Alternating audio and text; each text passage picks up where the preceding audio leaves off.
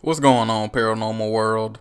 Ghost Adventures is back with a new season. And before I start this video, go check out my discussion about last week's Halloween special. I had some positive and negative things to say about it. Y'all know I keep it real. But anyway, this new season of Ghost Adventures started off with one of the most unique and unorthodox investigations ever. The Nevada Northern Railway. Yes, you heard that right.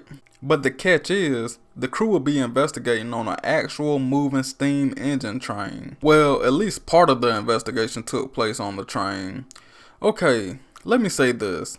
It's getting kind of ridiculous with all these Nevada locations. Although I did find this particular location very interesting. But it's just coming to a point where they're running out of locations. I'm just tired of seeing a new episode of Ghost Adventures and they're in Nevada. I'm just over it. Yeah, I understand the pandemic has affected people and the way things go and the way people travel, but come on, guys. And anyway, prior to the pandemic, they weren't traveling anyway. And I just don't like it. Leave a thumbs up if you agree. I think more of the Ghost Adventures audience need to speak up and let it be known. Branch out. There's so many unlimited amounts of haunted places in the East Coast, in the Middle East, and in the United Kingdom. I mean, it's a plethora of haunted places out there. And like I said in my past videos, I think Zach is trying to keep an eye out for his museum. But that's neither here or there. So, the Nevada Northern Railway. Ely, Nevada is definitely a small town with less than 5,000 people. You might as well just call it a ghost town. In the late 1800s, this place was known for gold, and it became a notorious pit stop for the Pony Express. However, a lot of people have died on the property, from suicides to murders and accidents.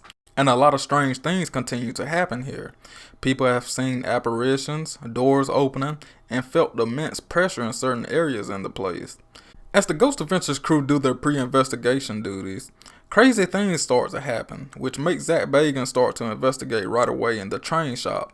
And right away we got a jump scare because a cat was in there. And I'm like, why does the employee not know that the cat was in there? But they got a couple of EMF spikes and some strange things on the thermal imaging camera. And they also caught a ball of light in that short period of time. So they did capture a little bit of stuff. Then they proceed to talk about the engine house, where apparition was seen. Chains moving on their own, tools moving. And if you know about chains and tools, they're really heavy. Also, there's a little boy that hunts the train. Another tragic situation that happened was this man getting stuck between two trains. Now, the sad part about it is he was still alive while the trains were, mashed together.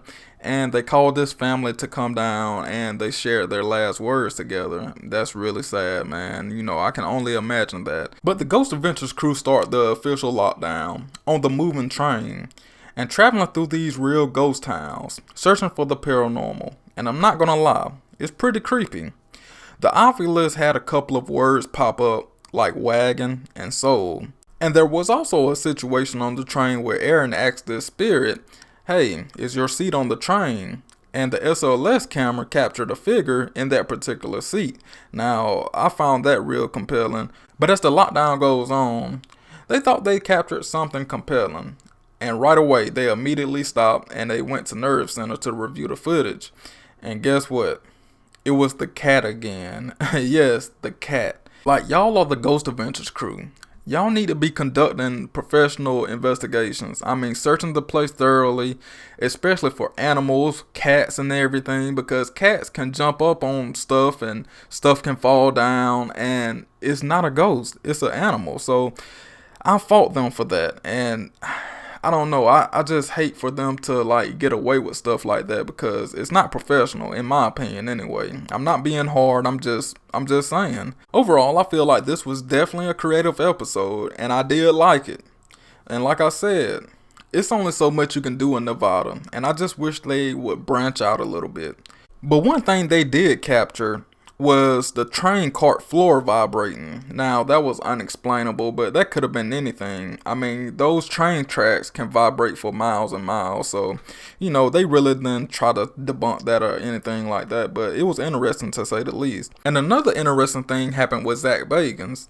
The paranormal radio device falls over when Zach Bagans taunts a ghost to knock it over. And at the very end of the episode, the thermal imaging camera captured a figure.